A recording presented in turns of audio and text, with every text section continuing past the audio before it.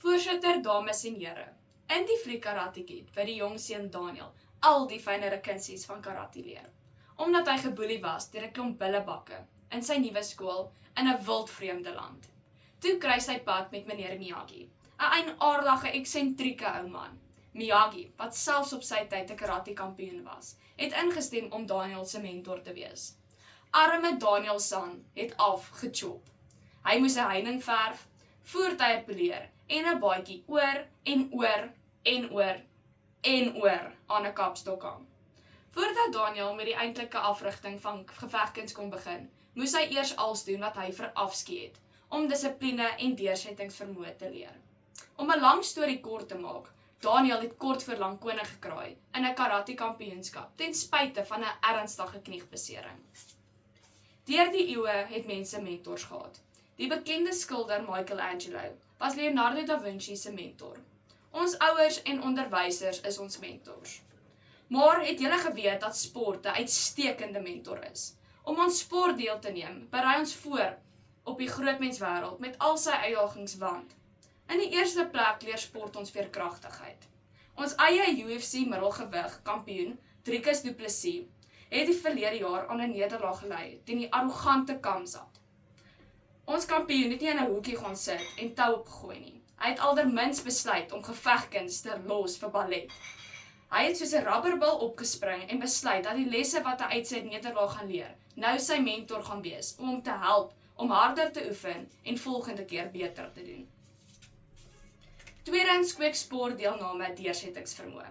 Die atleet Leroy Brown van Humansdorp is 'n uitstekende voorbeeld. Hy het sy been en enkel tydens 'n rugbyoefen gebreek en boonop ook 'n oogbesering opgedoen. Sy rugbyloopbaan was verby, maar Leroy het besluit dat hy nou aan atletiek sal deelneem. Na sy fisioterapie sessies het hy begin draf. Hy het homself gedruk totdat hy 'n paar rekords opgestel het. Hierdie gesindheid het hom gehelp om goed te doen in sy studies ook.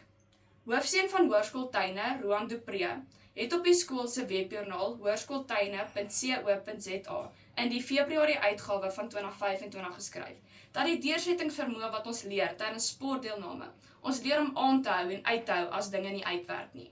Hierdie beginsel is voordelig in alle aspekte van ons lewens. Sportsielkundige Dr. Nafisa Lam skryf in die artikel Die waarde van verloor op die psychologytoday.com webblad van die 16de Mei 2024 dat sport die beste mentor is om veerkragtigheid te leer. Alam sê dat alle deelnemers een of ander tyd gaan uitval of verloor.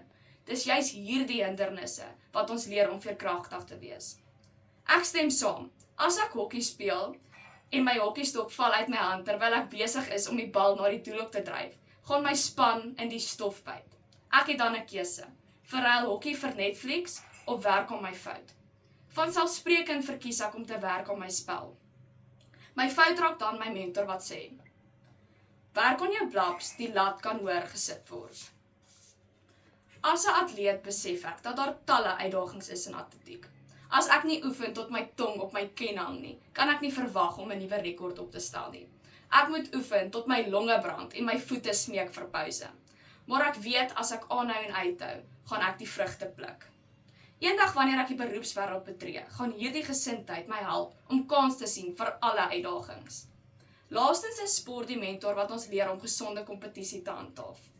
Alfred Brooks, 'n dosent verbonde aan die Harvard Kennedy Besigheidskool in Amerika, het in die artikel Gesonde kompetisie op die harvard.edu webblad van 7 Januarie 2026 gesê dat ware kompetisie 'n sleutel tot 'n vry samelewing is. Dit is die mentor wat ons leer om mekaar se verskille te aanvaar en mekaar se sienings te respekteer. Wanneer skoolkinders deelneem aan 'n sport, leer hulle om te kompeteer sonder om hulle opponente uit te jou of op hulle te skel.